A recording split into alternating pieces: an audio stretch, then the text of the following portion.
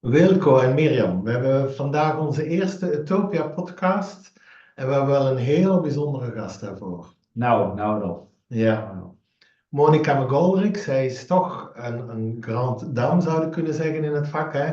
Echt een grote autoriteit, denk ik, ook in haar publicaties.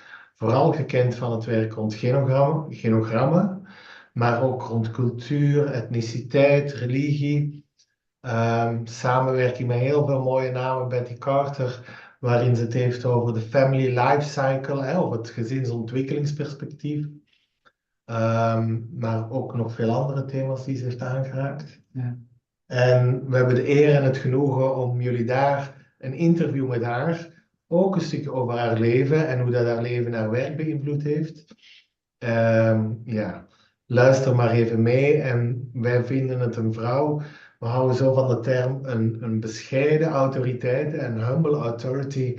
En dat is echt wel, want het is echt, te midden van al haar power, is het ook iemand die heel bescheiden en genereus is. Ja. Hey, en Bruno, ik ben ook wel benieuwd, zijn er dingen waar jij nieuwsgierig naar bent?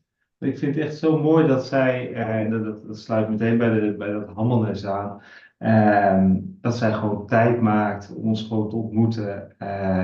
Ja, dat vind ik wel heel bijzonder. Ja, Maar ja, we hebben nu een hele mooie kans om met haar eens in gesprek te raken, ook over haar werk en over haar denken, over ons vak en over de tijd waarin we ons vak doen. Zijn er ja. dingen waar jij nieuwsgierig naar bent?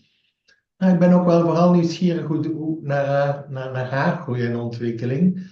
En wat heeft haar geholpen om zo bescheiden te blijven en toch die power neer te zetten.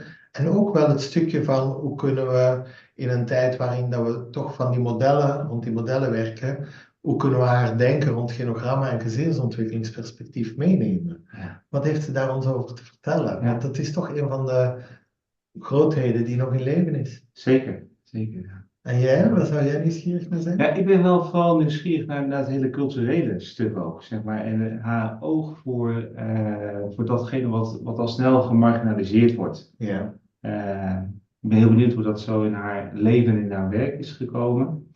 En ik vind dat ook een enorm belangrijk onderwerp, heden ten dagen, zeg ja, maar, in haar land, maar ook in ons land en onze samenleving. Van, ja, hoe kunnen wij nou als gezinstherapeuten daar goed aandacht aan geven en ook gemarginaliseerde stemmen naar voren halen. Dus daar ben ik heel nieuwsgierig naar wat ze daarover wil vertellen.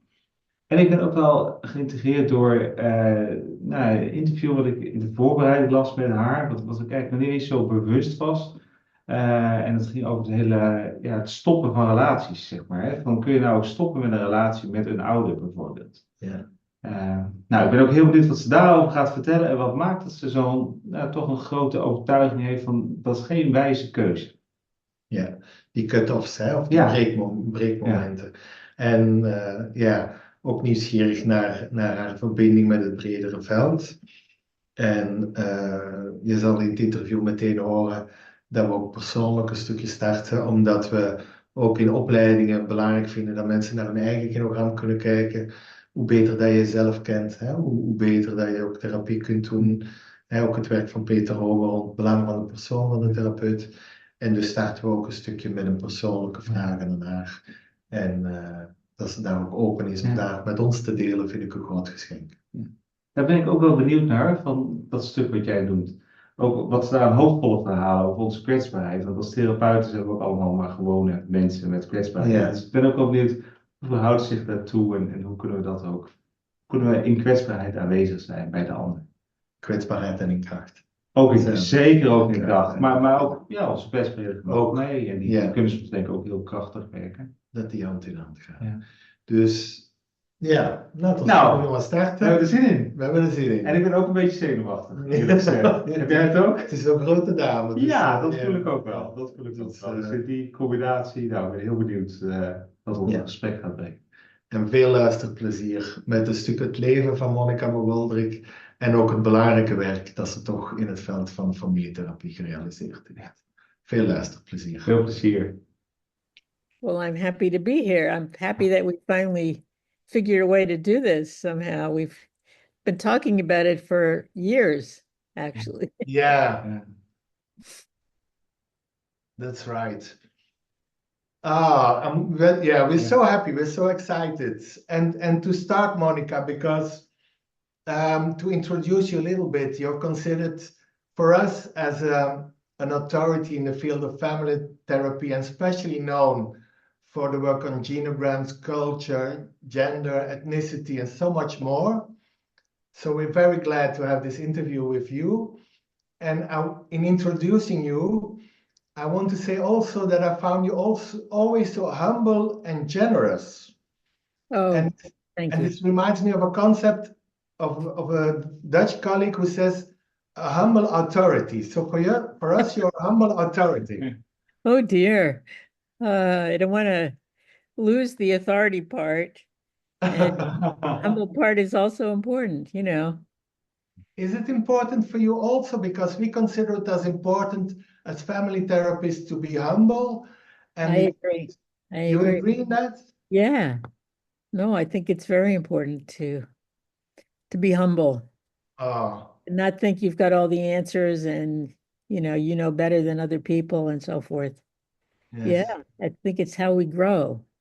yes, Appreciating how much we have to gain from our interactions with others, not just I'm the smartest person in the room, but rather we all have special things to offer each other, you know? exactly. That's so nice that the way you say it also. And for us, it's also important. And to introduce a little bit, I was thinking we in our education we always work with genograms and we ask the family therapists or the family counselors to do their genogram. Mhm. You were so generous also in sharing your genogram. Mhm. Now I would like to start with two words in Greek. Oh, yeah. Gnotiseauton, and it's all Greek. It means to know yourself. Oh, say it again. Gnotiseauton. It's in all Greek. They say Noticeton. Seaton, dus to know yourself. It's from a Ancient Greek. Ancient yeah, Greek. yeah. And I was thinking, would it fit for you to say to know yourself is to know your family, and to know your family is to know yourself? Oh, yes, I think that would be very important in Would terms that of be a how good I think about things. Yeah, sure. and would that be a good introduction to start a little bit with your life? Because Okay. uh, what we found so interesting in your book is that you were saying you were raised in you were born in Brooklyn, and then you were raised in Pennsylvania, Pennsylvania. Pennsylvania. Pennsylvania, Yeah. and you were the second of three sisters. Is that correct? Yes, I'm the middle. You're the middle. Yep. And it was only later on that you discovered your Irish. Only way later. Way later. Later. Yep. And could you tell us a little bit about your years and because you have such nice quotes also from your mother and your father, which will be discussed later on. But how did your family formed you into what you became later? Could you explain us a little bit about that? I'm not sure I can explain it. I can just tell you what I know, sort of how things evolved. I mean, I came from a family that, didn't, we thought of ourselves as regular people, not noticing that we were white people as opposed to people of color. That was like not a category. And not noticing also that we had a lot of privilege compared to a lot of families. So socioeconomically, we were way better than a lot of the people that around us, let's say. So I was born in Brooklyn in an apartment. My grandparents lived downstairs, my father's parents and his two unmarried siblings, until one of the unmarried siblings remained unmarried, but uh, moved to Washington, D.C. So he moved away. And then when I was 6, we moved to a country house that my father had bought and fixed up. My parents fixed it up. Fabulous place to grow up. Just a gorgeous, spectacular, wonderful place. And so I was very privileged to grow up in Bucks County, Pennsylvania, this lovely, gorgeous farm, like it had been a farm. Mhm. And we just had sheep and dogs and cats. That was it. But we stayed there till I was 14. And then we moved back to Brooklyn because my mother got stuck staying out there with us while my father still worked in the city. So he only came home on weekends. And we were also raised by Margaret Bush, an African American from North Carolina, whose family we never knew, but who was the person who really, at the most intimate level, I'd have to say, raised me in so many ways. And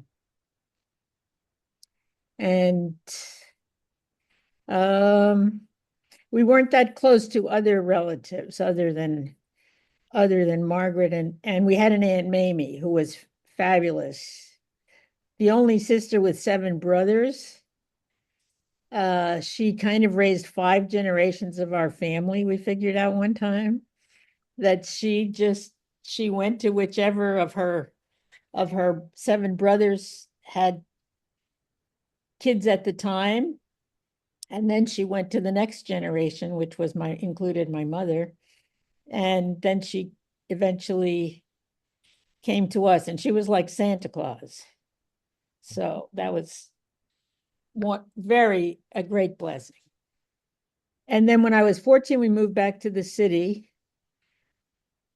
And then I was thinking about this because the story of how did I ever get to sort of therapy, I don't exactly know. I mean, I'll tell you what I know, but when I was about 15, I began to study. Well, I guess I read something by Dostoevsky and I fell in love. The Underground Man, really. And then I wanted to study Russian, and so that's what I ended up majoring in college and graduate school. And then after getting a master's degree, I didn't want to become a professor. It seemed obvious that, well, the school I was in, it was all the professors were male. So it wasn't like a woman had I mean, and also that wasn't a category. Gender was not, was also a non-category in my life. But with only 3 daughters, we were raised to be something. I think my mother had frustrated ambition. She was very smart, and she was one of 3 sisters herself. Anyway, so then I sort of was dead ending, and I was picked up in a local coffee shop by a guy who was studying psychology. And I thought, wow, there's something you could study. Then you could have something you'd really want to do. Because I didn't see teaching Russian as, that exciting. But finding out about people's problems, that could be really interesting. And so I went and applied to the psychology department, and they looked at me like I was stupid and said, you have a master's degree in Russian studies, you've never even taken a course. I had taken one course in college on psychology, but it was about rats. Anyway, but the guy said, anyway, it's too late, but here's what you could do. I have a friend. They're just opening a mental health center. You could go and work for them. I'm sure they're hiring, and you could learn and see if you really like it. And so now this might be more than you want to know, but when I was a kid growing up, I loved baseball. My father used to take me to baseball games in Brooklyn. Brooklyn was like the really hot team, the Dodgers, which, I mean, still. Anyway, my hero was Jackie Robinson. And it so happened that his wife was the one that this guy was talking about. She was the head nurse at this new mental health center. And it was like, Jackie Robinson's wife. Oh my God, of course. Are you kidding me? And so she became my boss, my first boss. And I thought I would go into psychology, except as I went along, the psychologists seemed like they were not doing anything very interesting. They would do testing and they'd come in and give a report when you had a patient who you were struggling with. And everybody would sort of nod at the end of the report with lots of lingo. And then they'd walk out and you'd go back to doing whatever you were trying to do with the patients anyway, because the psychologist just stayed for an hour. And so I thought the social workers did more interesting work, and also they got to see the families. And I loved watching patients with their families. So then I went to social work school, and the rest sort of just families just seemed obvious.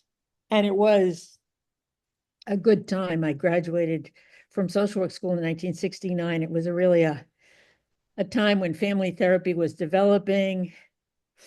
And I had one terrific placement that was very family oriented. It was like the ideal even today. If I described it, it would be what I would think is the perfect, if you have to have an inpatient, which you try to minimize that, of course, but they had families were involved the whole while. It was really systems oriented. It was quite fabulous. Anyway, then And how was that for you, Monica, to work at such a place? Did it make you happy, and did it open up a world after the psychology and the Russian literature? just seemed, yeah, it was like the Russian was, that was then and this is now. Yeah, And I just became a dyed-in-the-wool family therapist right immediately. yeah. Uh, and you mentioned about from a wall, she was a student just the year behind me. Ah, And Carol Anderson, who was another very close friend, she was the social worker just ahead of me on this placement. And I just went, then I had met my husband.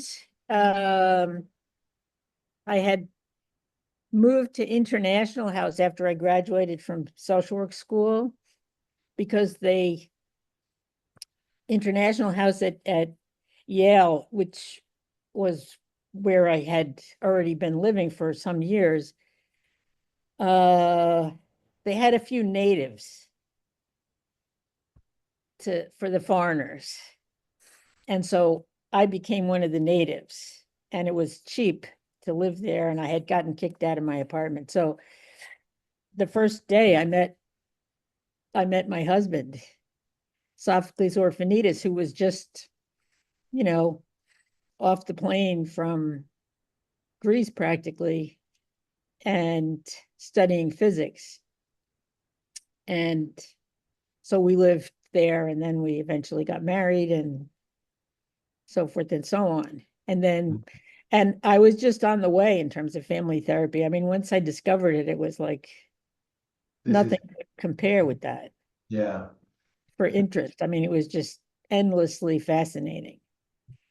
Monica, listening to you, two things I become so curious about the Russian literature Yeah. and the family therapy. Does Russian literature influenced your work with families?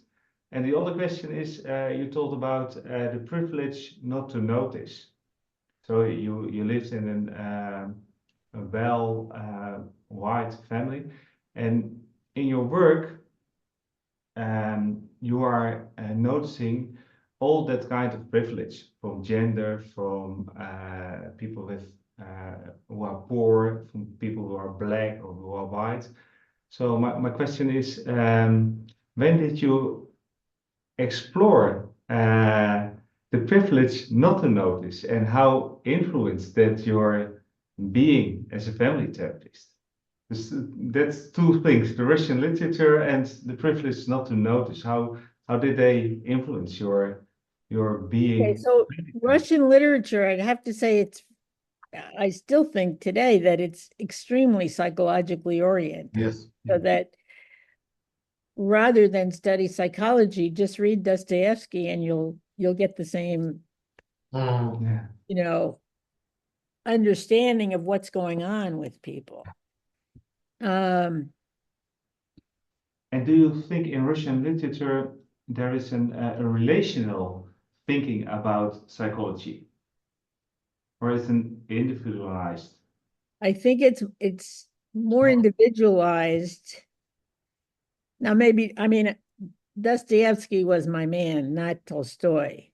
Tolstoy was more family oriented, but didn't go as deep I mean, and I was into the, sort of the underground man kind of stuff, you know, with whatever problems I was bringing to it myself without understanding them. I mean, I did grow up with a lot of issues with my mother and issues about myself and how did I fit in with other people and so forth. But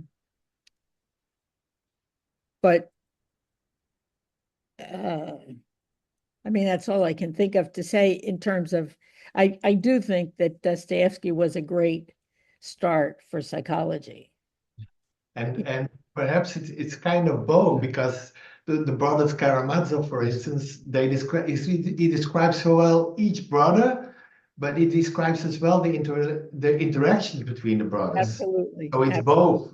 Yes. Oh, that's And true. their community. Yeah. Yes. Yes. No, absolutely. Yeah. And the other part Yeah. of being conscious of your own privileged Yeah. childhood. When did you start to realize that? Yeah, that was way late. I mean, once I started paying attention to culture, which was probably okay. So when my husband finished at Yale, we moved. I had started. I was trying to get rid of a schizophrenic patient that I found very boring, and my boss told me that there was a guy at Yale who was he was looking for schizophrenic patients. I was like, well, I got one, I'll give him away. And so I called this guy and he said, no, it's a package deal. You have to come with the person.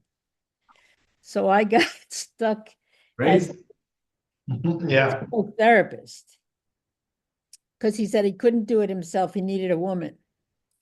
And he had thought of this whole method, but it needed two people and one needed to be a woman. And the woman would support the women in the family and challenge the men, and the men would support, I mean, the male therapist would support the men and challenge the women. So that everybody always had both support. It was and is a great idea. The guy turned out to be kind of crazy and etc. Although, we did work together for years, and I came to New Jersey because of him.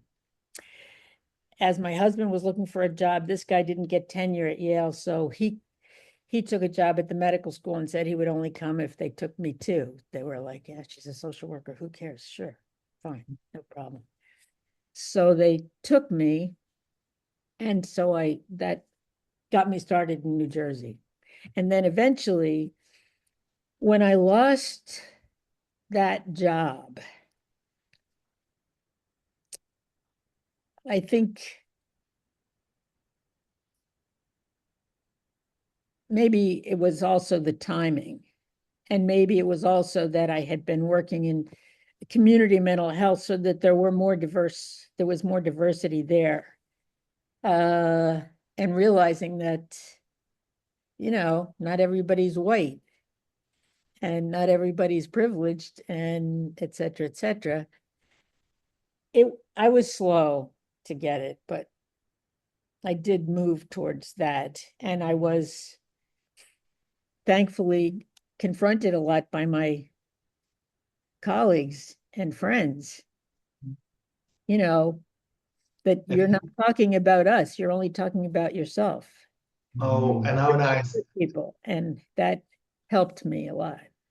And then you have to be humble to be open to these voices and to realizing that we're privileged. Well, and realizing how very privileged I had been always, that I didn't even notice that Margaret Bush, who raised me, that I knew nothing about her. And she had already died by then. Oh. It was too late to find out. And I have actually spent a lot of energy trying to find out her history, which I'd give anything to be able to have a conversation with her about her family and all that, And then I have a small curious question. Where would you put such an important person in your genogram? Right on the side next to my mother. Okay, thank you. Thank you for that. Yeah. So even a very important person who's not biologically related has his place on a genogram. Oh, definitely. Definitely. It's good And to know. her husband, she had had twin sons who had died. And as far as I know, but this is what I couldn't really find. Didn't find out about her. I know she had a sister, but she had been married before she was married to the husband I knew. And I don't know what happened to him. So, I've worked a lot trying to find out and I would I don't know if I have it in the Home Again book, but I do, I have worked on her genogram as much as I could figure it out. So nice. So nice. No, but I feel bad that I can't do better. And then there's also the important part, Monica, of friendship and sisterhood in your, because you have two sisters, but you're talking also about Froma Welch and later on Betty Carter. Absolutely, yes. That's something very important for you as well, I think. Yes, and leading to Betty Carter, who was a major other mother, aunt, cousin, friend, very important person. When we moved and I started working in New Jersey at the medical school, I had just become part of a new family institute that was developing. And Betty Carter was a part of that, Phil Guerin, Tom Fogarty was another one. There were a number of people who were important mentors. And that's where I also heard about Bowen theory. Okay.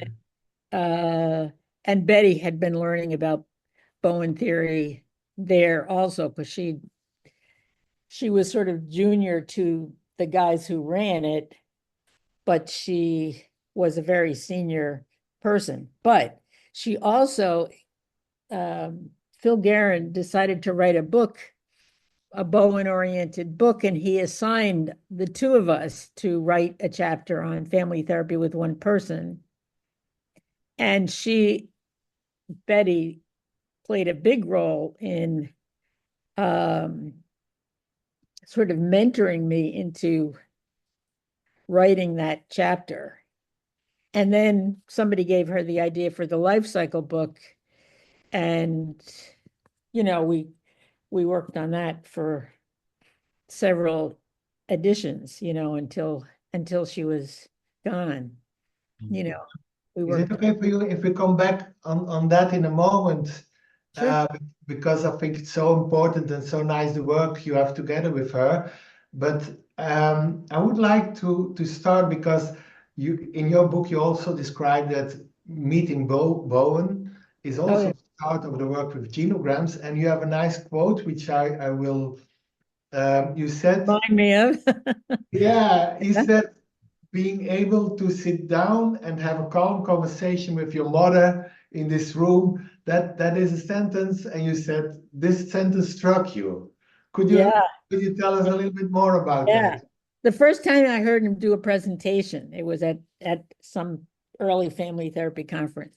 And he was saying, if you can't sit down in a room with your mother and have a calm conversation, then you haven't got it there. And I thought, this man is an idiot.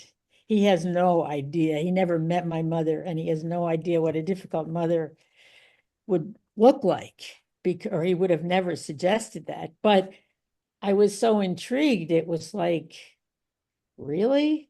Could I really sit down and just be calm and be fine? And that was the process I went through of like working it out, especially with my mother. Mhm. Um, I mean, I had always been close to my father, and I'd always been close to Margaret. And was So that the start also of discovering the work in genograms together with the discovering or the interest in your own genogram and your own family history? That was the yes, start? and I went into coaching with Phil Guerin, Yeah. and his one of his first suggestions was, to learn about my mother, uh, why didn't I talk to others? And it's like, talk to who? Like who? Because my mother wasn't close to her family, so we didn't see them. My mother being, she was the youngest of three, but she never saw her sister, so we practically didn't know them. I mean, I knew they existed and I had met them and seen them here and there, but not, they were not a part of my life. And uh, so Phil said, well, what about these two sisters on your genogram? And it's like, oh yeah, they're not interesting people. It's like, what? How did you decide that? How do you know they're not interesting? It's like, oh, I don't know. I just, I never found them interesting, but truthfully, I never found them much at all. So yeah.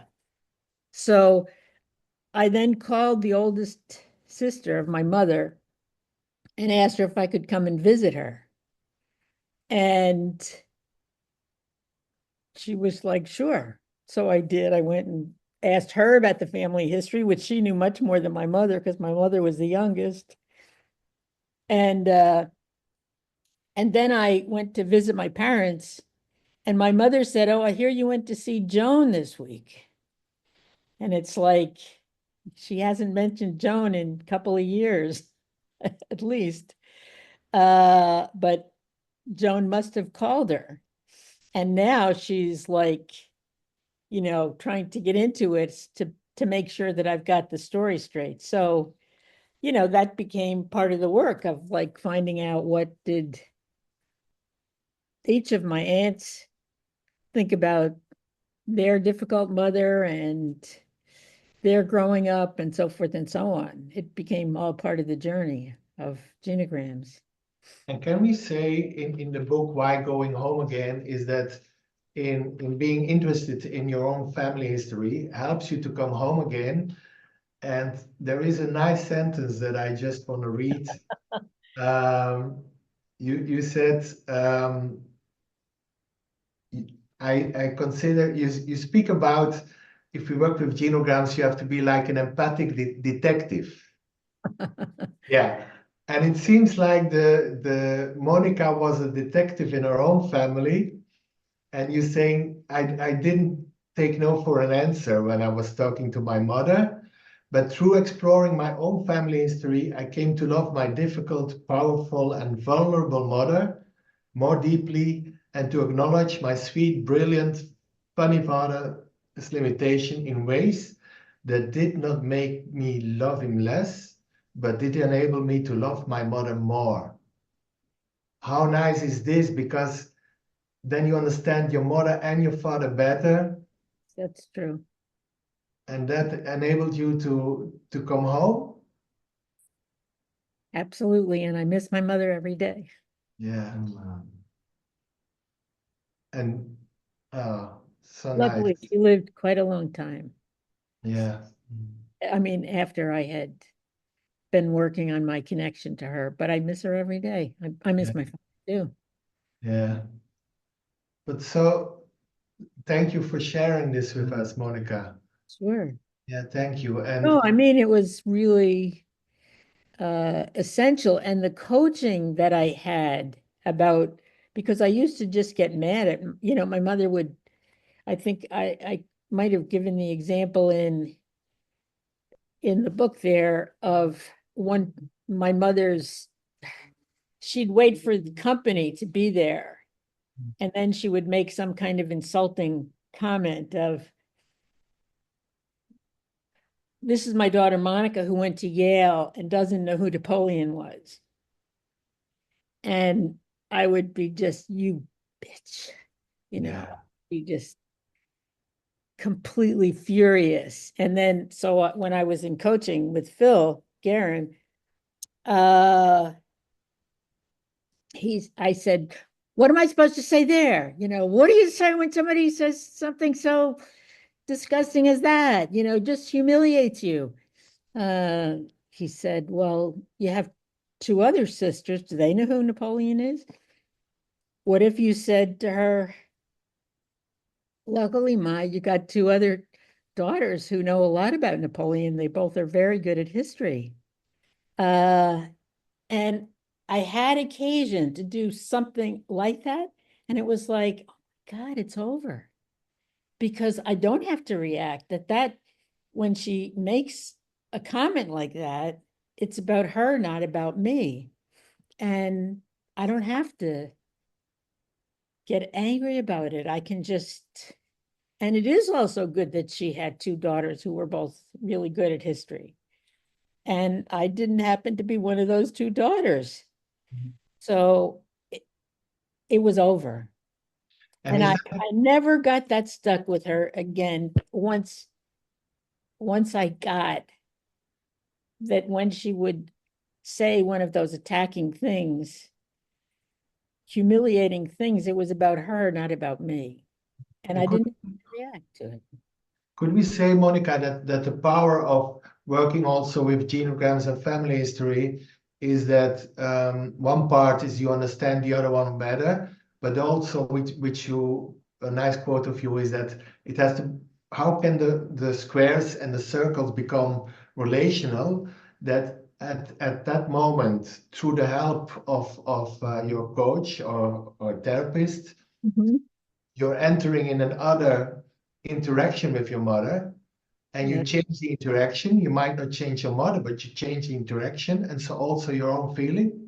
Yep. Is, Absolutely. That's the essence of it. Yes, that's exactly the point. Yeah. is that also the power of working with genograms, but also family therapy is by changing the patterns and the interaction, and Yeah. then also the feelings change. Yes, absolutely. But as soon as you really can look at it differently, then your the reactivity that you otherwise have of like, I have to get back at this person who's attacking me. No, you Yeah. don't. You could just stand there and be fine, because And it's so nice, but you also speak about your sisters, but you also speak about the triad between your father and your mother, and that by loving your father even more, the love for your mother was bigger as well. yes, that's That's true. so nice, and that's why also we don't have to only think in diets, but also in triads. Oh, yes, absolutely. Relations. Yeah. Yeah. Yeah. And Monica, what you think about cut off with your family? I Mhm. wrote about that in the interview with you, and I think 1 year ago I wrote a book from some people, where it was a kind of interview with them, and they're talking about they all cut off with their families because they didn't find a way to live with them, and it felt very uh,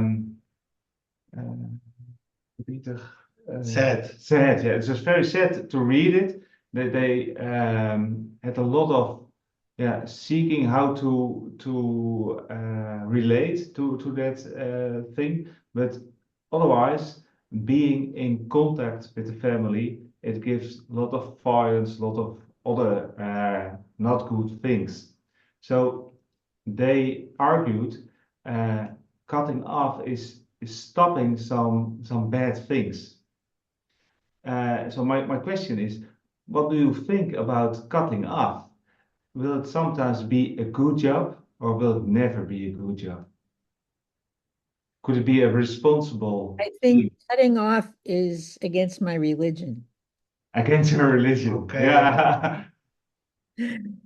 because I think there's no reason that we should ever cut somebody. I mean, you might stop a conversation where a person's being hostile, but that doesn't mean you never talk to them again because maybe they were just in a bad mood that day, you know? Like you're losing the potential of their acting differently if you cut off. So I'm always opposed to cut off. And I think the question is also, but you might, do you mean cut off psychologically, or do you mean also because it might some, if you, for instance, if you were abused, it might be good to take some distance. And what is the difference Yes, of course, between, you always need to be protected. Let's say you're I mean, as a child, we're not talking about a child not cutting off a parent because, you know, a child isn't able to be fully responsible for taking care of themselves anyway. So, but what we are talking about is you from your end closing the door and saying, no, no, I'm not interested in a relationship with you. Why would you do that? Because then you're impeding the potential of anything happening different in the future, like that person growing a soul or, you know, getting past their anger and frustration or whatever, you know. It deadens the whole situation if you close the door for good, which isn't the same thing, as I say, as saying, well, maybe we'll talk another day. It, it doesn't mean you continue every conversation when the other person is just in a bad mood and saying, well, you're such an idiot, it's like, catch you later. You don't have to stay for that. And did you meet some people in your work who didn't succeed in to have a relation with their father, their mother, their brothers and sisters, and or when you are believing, don't cut off, and you take your time. Uh, because this morning I saw your videotape about the legacy of loss from Michelle and the cut off with her Yep. stepmother. So there I mentioned a great belief in don't cut off, and it worked. It worked. But did you have some practices when it doesn't succeed to don't cut off? Well, when you say it doesn't succeed, how long have you allowed to consider? Because tomorrow's a new day if the person's not dead. Yeah, that's right. Isn't it? And so tomorrow you might go, even no matter what has gone wrong, and say, "Hey, Dad, how you doing?" And he might say, "I feel better today," when he hasn't even responded to you for years. It's possible, you So, know? so there's a great kind of hope in that religion. Exactly. That's exactly the point. It's all about the hope and the potential of something different happening. People and relations to change. Exactly the point. Yes. Yeah, thank That you. you never want to be the one to say, "I'm done," even though the other person is still alive, you're not. I mean, I actually recently I was supervising somebody who had a client who wanted to cut off, and I was like, "No, don't tell her not to cut off." And she's like, "Why? I think cutting off, I'm thinking of cutting off my mother." I was like, "Geez, haven't I taught you anything?" Her mother is like 93 or something.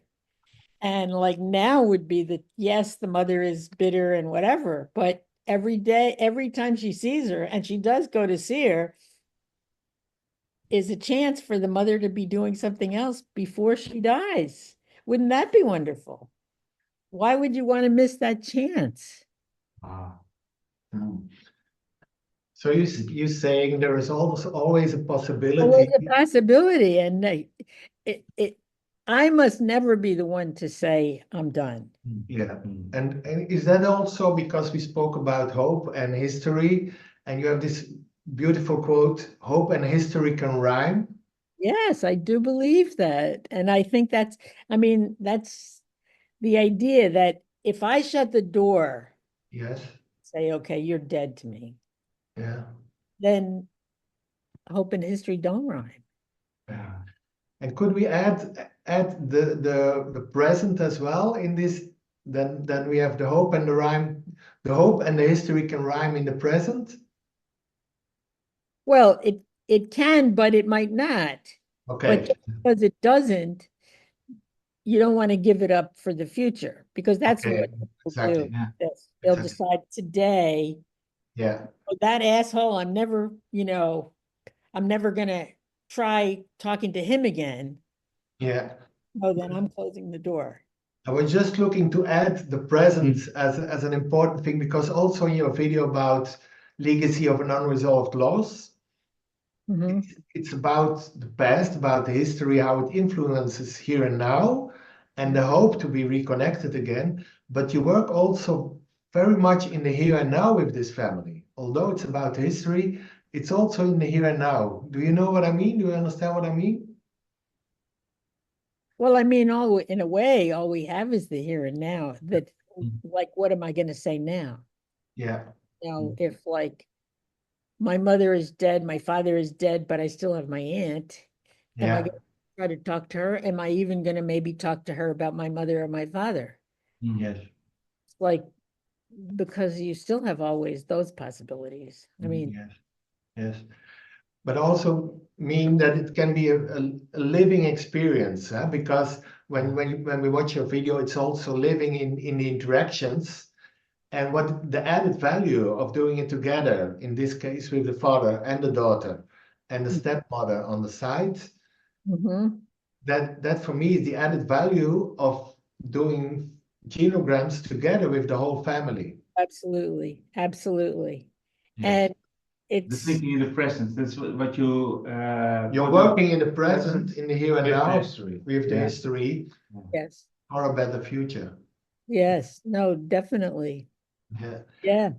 And did there were some changes in your work with genograms, Monica, because your first edition was still there was more emphasis on diagnostic, I think, and later on it became more and more therapeutic. Am I seeing this right? No, probably because the more time went along, the more experience I had that I could like try to illustrate of like changes occurring over time, and what you can do with families, you Yes. know. Yeah. Are there some other developments during the time in working with genograms that you want to share, that you think that is important, that are important? I noticed that, Well, I mean, okay, we haven't talked about culture. yes, yes, Now I consider myself to have been a complete idiot that I never knew I was Irish and never paid any attention to it because it's the minute I went to Ireland and realized that everybody looked like my family, talked like my family, reacted like my family. It was like, oh my God, how could I have not known this? I have never stopped asking people about ethnicity, which I never did before. You know, I just didn't realize how important it was. It changed. and you later on became director also of the Multicultural Family Therapy Institute. And The culture, maybe ask one question about culture too. yeah, Yes. Want about culture in your work, we had a lot of books from your hand here beside us. This, Okay. but they all had a lot of editions. Yes, right. 1, 2, 3, 4 editions. Yeah, writing And them over and over. yes, and it's increasing. I think the working with culture is a very important notice. And how does that develop in your work from the first edition to the fourth or the fifth edition? The sense of culture being very important. What's the development in your work about culture? Okay, yeah. Well, I mean, in the beginning, I think if you looked at some early editions, I never even mentioned culture. Uh, maybe I would say, you know, it was an African American family, but I probably didn't talk much about African American families anyway. But I certainly wasn't talking about culture or social class. Uh, and now I wouldn't ever think not to talk about that. Yeah. You know, I mean, I just think that needs to be on every genogram you do. I always ask people what's their back. I mean, a lot of times, you know, you meet a new client and it's like, my background, what business is that of yours? It's like, well, you told me your name. You told me you were married. Why would I not want to know about what your cultural background is, you know? So, and it's important to understand the culture as well as it might be important to understand the profession, because quite often we yes, speak to people and sometimes there is yeah, let's say for instance a farmer or a man who works in the industry, and we have to understand that we are all the time busy with working with emotions, but that is a complete different context. sure. And culture is also important to understand about how they deal with emotions, but also with values. Mm-hmm. Is that the richness also of working with a genogram, to understand more about the values of the yeah, Of the family, yeah, sure. yeah. Yeah. And Monica, perhaps it's a complicated political question, but nowadays, I think in the United States and also in the Netherlands, culture is is under pressure. Some groups become again marginalized. Yes, right. So, what do you think? Our discipline as family therapists, what should we do in the political debate? And should we do anything in the political debate about culture, about minorities, about Gender and immigrants? marginalized people. Yeah. Well, I think we should acknowledge all those issues and the ways in which people do get marginalized depending on what their background is, so that we not participate in that marginalization by ourselves not talking about it, you know? And I think also because gender was also an important issue for you and feminism, that there is some. Could you tell a little bit more about that, the importance of gender and feminism and compared to I this? mean, I think for ever since I started changing things with my mother, from that moment on in my relationship with her, I think I continuously grew in appreciating that I was so lucky to be born when I was born compared to when she was born, because she was like a really smart, talented person, as were her sisters. And even though they got a good education, my generation had a lot more, and is I probably also because I didn't have a brother, that like the only people of our generation who were going to carry anything forward would be the three of us. Mhm. And so even though things were very much just beginning to change when I graduated from college, let's say, it was so much easier in my generation than in my mother's. And, that you have to take that into account whenever you're doing a genogram for anybody, that like, what's the gender, how does gender play out in the social class they were from and in the era they grew up in and so forth and so on. Because it still plays out all the while in what are people's expectations of you, Yes. you know? And there's so many relevant topics, and we're so glad that you what a courage you have to wrote all these books. Oh. It's an enormous, what a work you did. And it has a great influence, ook in the Netherlands. Yes. That notes about culture and about marginalized people. It has a great influence by family therapists in the Netherlands, I think. Yes. Really? Uh-huh. Yeah. Your work is very much alive here. Yeah. Wow, well, that's nice. Yes. And Happy to hear that. could we explore another topic that we haven't Sure. addressed yet, but Yeah, the family life cycle, because yeah. there's so many psychologists who see children and have it about child development, but you introduced together with Betty Carter the family life cycle development. Right, yeah. Could you could you talk a little bit about that and the importance that has? I just think it's hugely, hugely important. Yes. I don't know how we ever before we talked about that. And even now when you mention about people seeing children, I just this morning was talking to somebody about, dealing with young children, but they decontextualize them in terms of like older siblings, and they're not paying attention to it, that it's so different when kids are adolescents and then when they're young children. I mean, so like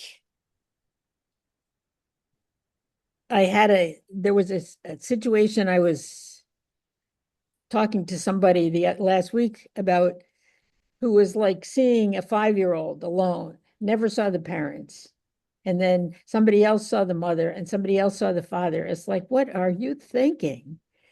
That how would you possibly think it's relevant to see only the 5-year-old and Mhm. not see both, not just one of, but both of the parents, and find out who else, you know, did they think about having other children? Are there other children?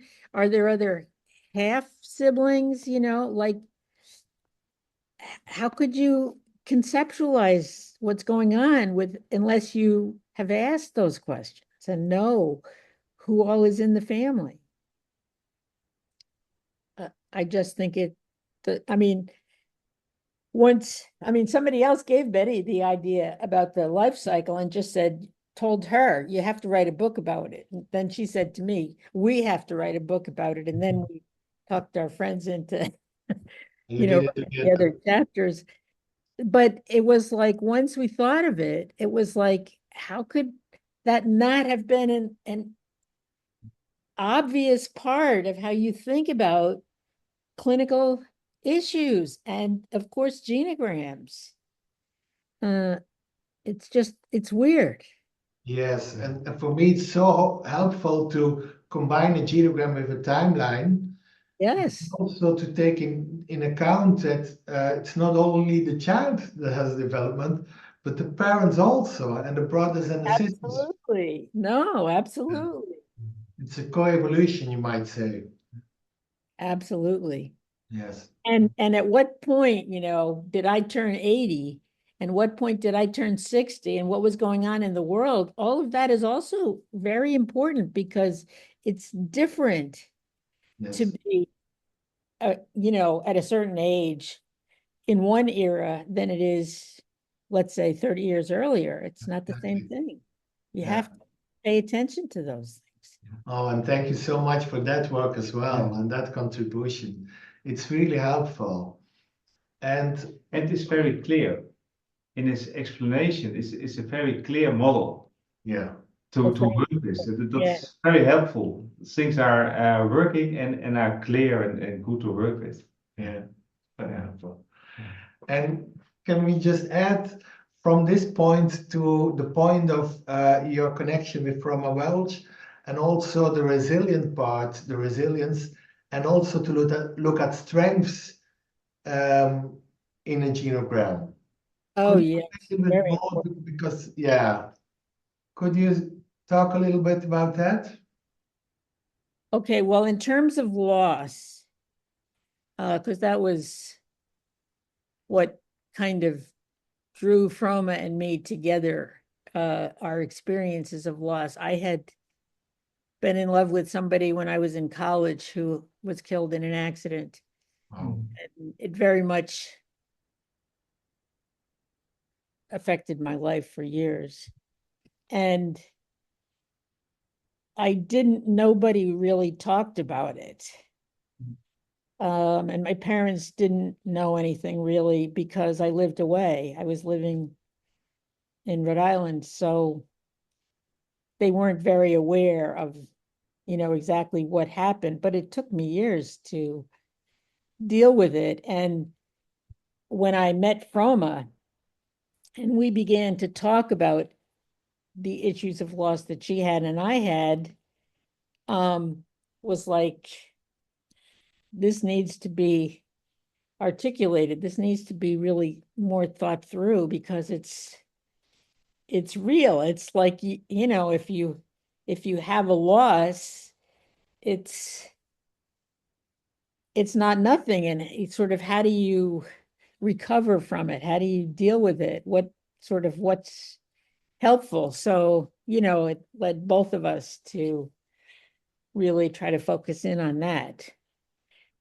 Now, the resilience, specifically, she has been the one to really do work specifically related to resilience and developing the sort of our understanding of that.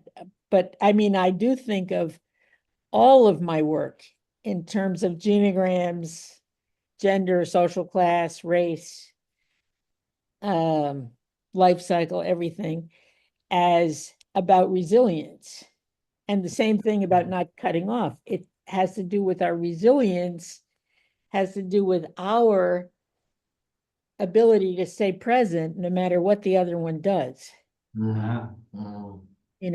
So I see resilience as very much something for us to take responsibility for and build resilience, and for us as therapists to help our clients build resilience into their lives, wherever they are. And, I mean, of course, there's every kind of example of people who even have enormous disabilities being phenomenally resilient, that you want to say,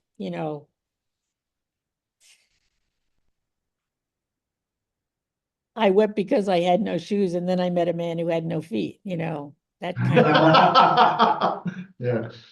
Yeah. Oh, it's so nice because for me, it's also when I was studying or working with other other psychological models, one of the great strengths in family therapy is also that you look so much to the resilience and also to the resources, and they are always in a genogram as well, some resources. Yes, Yeah. yes, absolutely. Yes. I think it's a very hopeful message. Staying present no matter anyone does. Yeah. No kind of to be being a therapist. Stay Uh-huh. and Yeah. for people, stay present no matter. Well, I feel like I say that so often to people that I feel like I get to be a broken record, but it's because they keep forgetting that, we do The have to. strength, the possibilities, and the Yes, possibilities of their right. families and their contexts. Yes. Yeah. Yeah. No. Thank you. It's a nice quote It's as very well. nice quote, yeah. And could we just we still have some time, but I'm so curious how because loss is also such an important theme in your work, working with loss, and the difference between more individual models and more family therapy models, which you developed as well. Could you explain a little bit more how you look upon on this difference and what is the importance of always looking through a family therapy lens at loss? I guess it's because I always think in terms of family, of who we belong to. And I mean family in the largest thing of context, of that, yes, there are certain ways in which we're alone, but there are always ways in which we're connected. And I just don't understand like that family I was mentioning with that some three therapists seeing the three family members. I just don't get that. Mhm. That even if I was just seeing one person primarily, because they're the one that person is feeling depressed or whatever the reason, if I get stuck with that person, why would I not think bring in the spouse, bring in somebody else in the family, bring in his brother, talk to another person? Like, why would you not use that resource?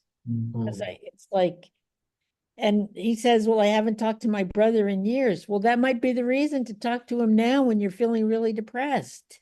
Maybe he's had depression and never mentioned it to you either. It's like, why would you not try to talk to him?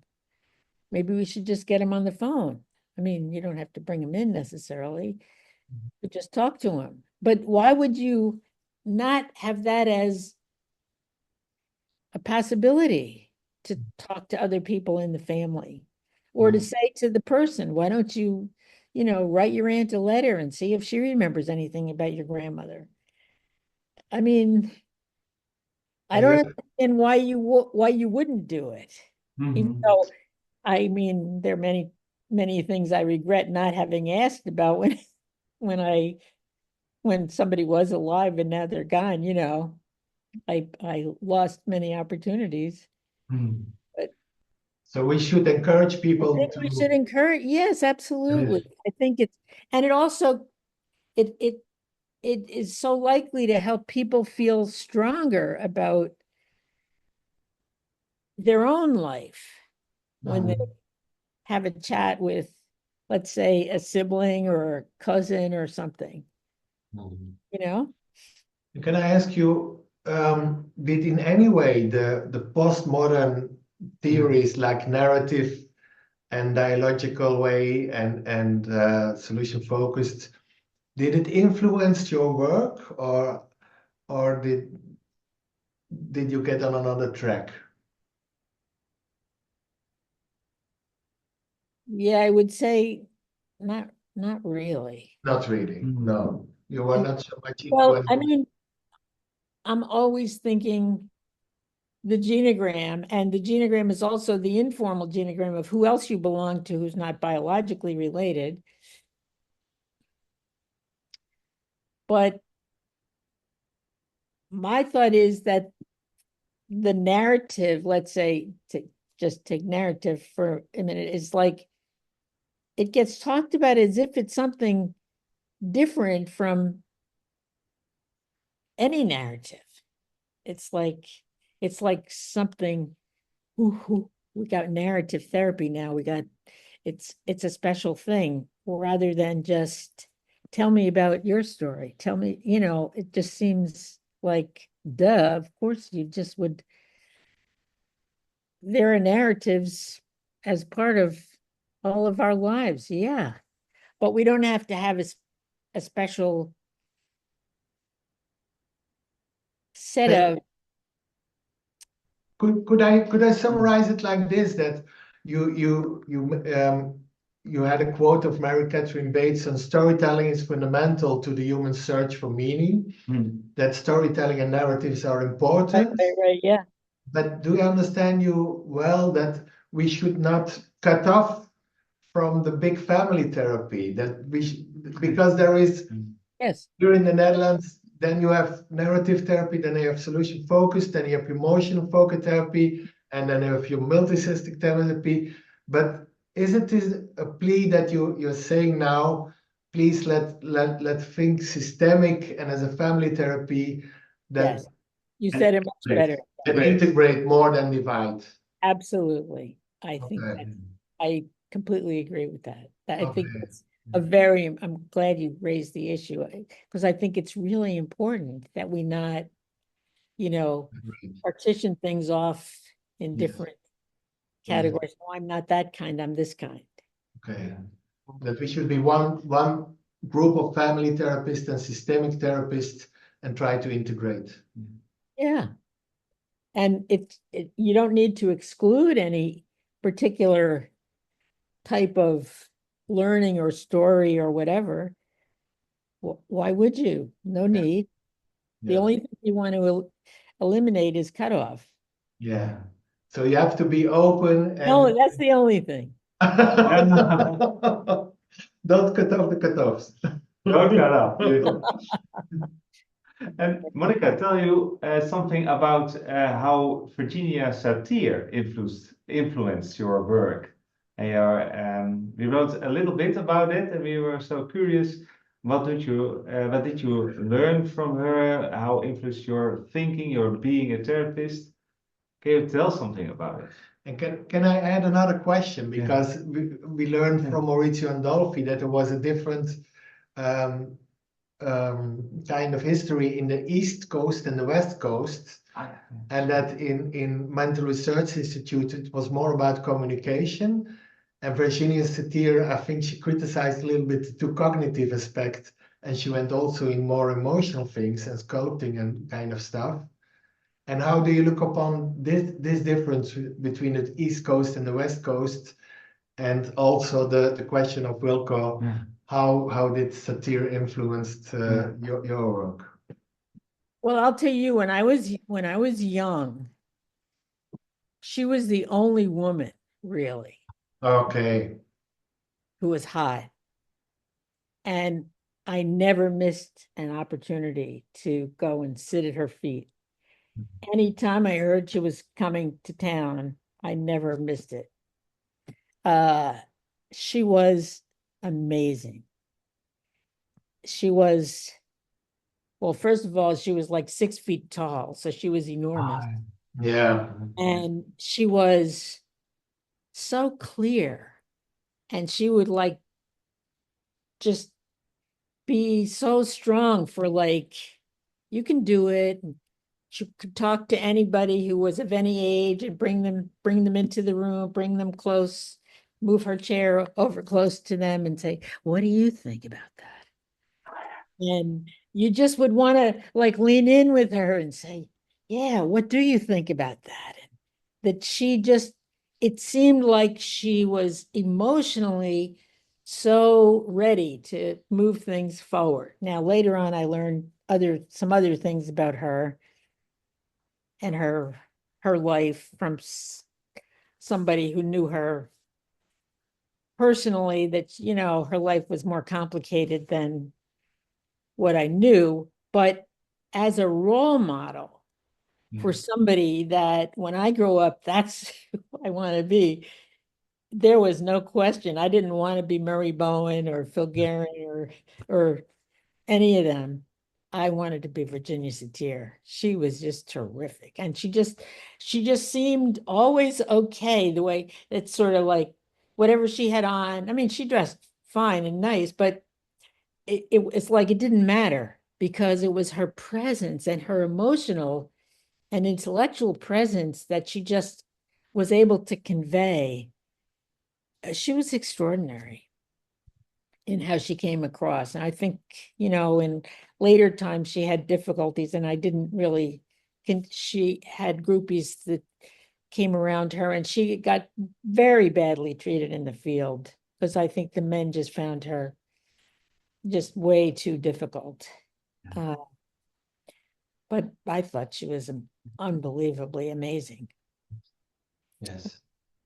And did it also, because if you see the handbooks in systemic therapy, there is sometimes a difference between your work and transgenerational work and the more experiential work, transgenerational, like Satir and Andolfi. Um, Is there a difference? well, Or what I would say is I didn't see her as really exactly like Andolfi. Um, no, it's No, different. her original book, now I can't even think what the name of it was. I don't know how many times I read that book. And when I was about to see a new family, I'd go in and I'd read of like, yes, this one's related to this one, this one's related to this. And so if you ask this question, uh, this will relate to their experiences. I can do that. And then I would be ready. I mean, it would have been just some generic thing about family members are related. It's like, yes, I can go and I can ask them about Yeah, yeah. and it's going to be okay. It's just regular conversation about what did you think about that? And what did you think about that? And what do you think about that? Different ways you both look at that. That she made it okay. yes, she And encouraged you. She Yeah. encouraged you to be a therapist with more people in your room. absolutely, absolutely. And she made me not afraid of it. That if I had six people there, I didn't have to be afraid just because they were six and I was only one. That it was regular questions about family relationships, and I could do it. It was just conversation about important things. Oh, Absolutely. that's so nice.